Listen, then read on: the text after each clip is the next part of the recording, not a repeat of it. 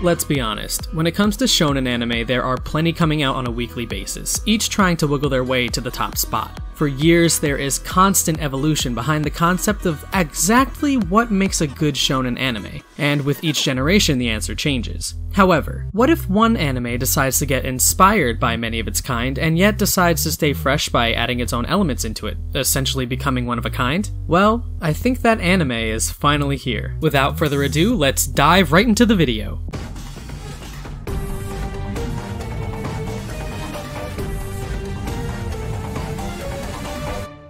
When it comes to the standard shonen format, the anime that comes along usually ends up having more of an affinity towards humor more than anything else. And of course, who could blame them? It's a safe approach that ensures that an audience base will stay gravitated, even if it's due to chuckling moments that the writer managed to put in the middle of important plot points, in order to ease the tension and get the attention of the viewer again. At the end of the day, shonen is easily accessible comfort anime, to be put in the most basic way possible, right? Well, Jujutsu Kaisen takes more of a high-risk, high-reward approach.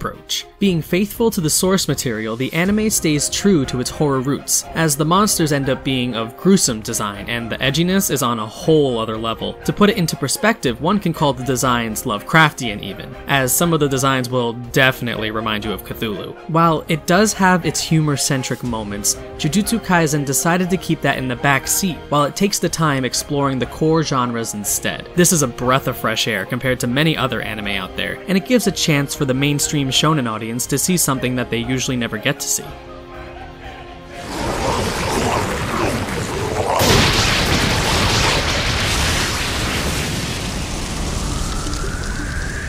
Of course, when it comes to shonen anime, there is one trope that is so overdone that it is nigh impossible to keep it fresh anymore: the OP character syndrome. It is a common shonen trope where we get to see a protagonist struggle for a bit before unlocking a new power that lets them decimate their enemy in some cool way. I'm looking at you, Dragon Ball. However, not many shonen anime have the guts to take a more realistic approach with conflicting characters. Jujutsu Kaisen ends up being an interesting exception to this. You see, it almost fools you in the beginning, but later on the series ends up showing you exactly how much he has yet to learn before he takes on anyone even remotely low level compared to normal standards in their world. There is a steady build of power that works its way up along with character development that makes the characters easy to keep track of while seeming almost lifelike. Also, another thing to note is that Jujutsu Kaisen is not afraid to throw our protagonists into fights that they can virtually do nothing against. We know what you're thinking. Plot armor, right? Not the case in Jujutsu Kaisen. What makes Jujutsu Kaisen special compared to other shonen anime is that it is not afraid to get into conflicts that end up having severe consequences. This naturally makes for good television, as you will be kept on the edge of your seat.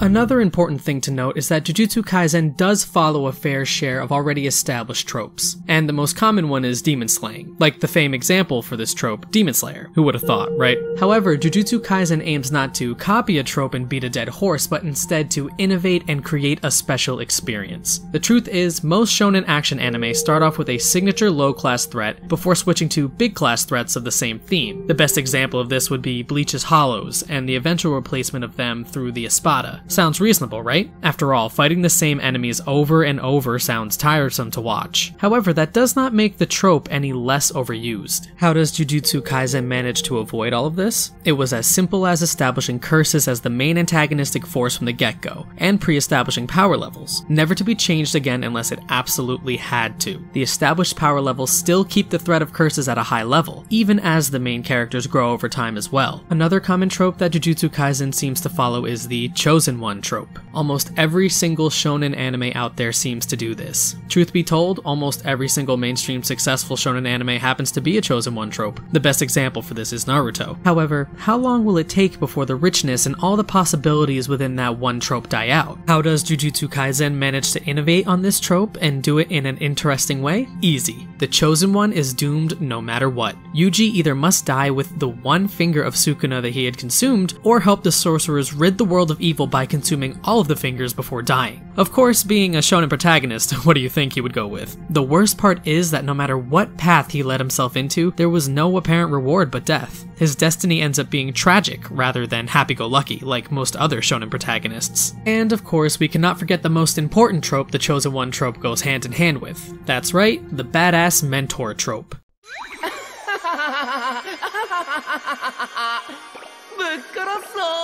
The best example would be Kakashi from Naruto. After all, Gojo Satoru is adoringly referred to by many fans as the reverse Kakashi, and it's not just due to the whole mask being on his eyes instead of the mouth thing either. While Kakashi had his fair share of moments where he was bested on the first few seasons of Naruto, up to this point, Gojo Satoru has been nothing but perfect, easily carrying that strongest sorcerer title with no difficulty whatsoever. One could say that he's just an overall better version of Kakashi. Don't take our word for it though. Compare the Kakashi vs Zabuza fight against the Gojo vs Jogo fight. You'll get what we mean. Of course, with all the constant comparisons to Naruto, which is well deserved since it managed to be one of the most iconic shonen anime of all time, we have to talk about another glaring trope that Jujutsu Kaisen uses, the better team 7 trope. Shiguro, Kurisaki, tasukeru zo.